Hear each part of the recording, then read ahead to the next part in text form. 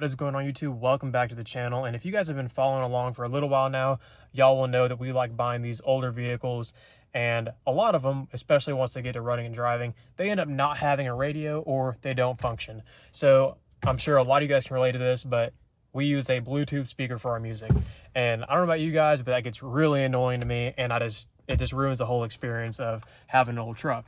Well, something else I don't like to do is actually use a modern style radio. I just think it looks tacky.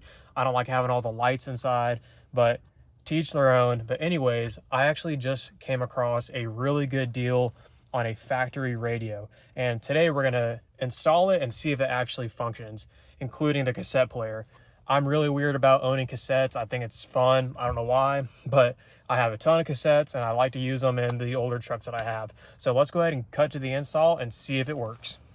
So first things first is go ahead and remove these two Phillips head screws right here, and I believe this bezel just popped right off.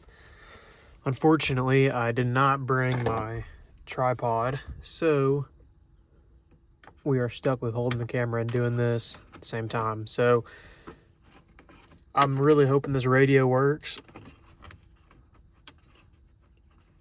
but I definitely wanted to go with an original, so I gotta have the cassette player and just the factory look.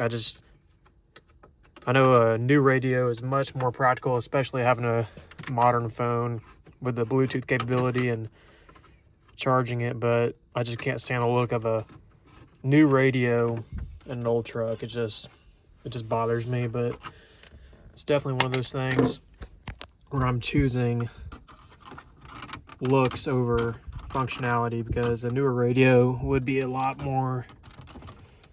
better. Okay, it's easier than I thought. Unfortunately, I do not have any mounting screws for this radio. I did have one of those little rubber screws that go on the back of this radio and into this groove, but unfortunately I forgot that at home. So I will go ahead and just throw this thing in there, see how it fits up with no screws, and if it's way too loose, I'll go ahead and find something to secure it. Okay, so there's no other cassette to try out for the first time in this truck, so hopefully I don't lose it. I hope this thing don't get stuck in there, but I'll go ahead and put this in there and let's see if it actually works. Please work.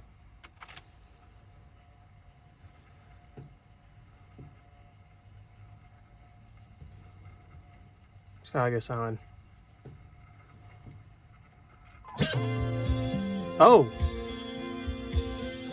Oh, let's go.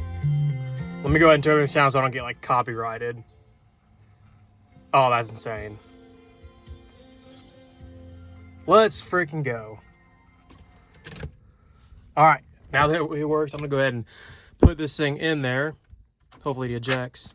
Oh, this is the best $60 I've ever spent.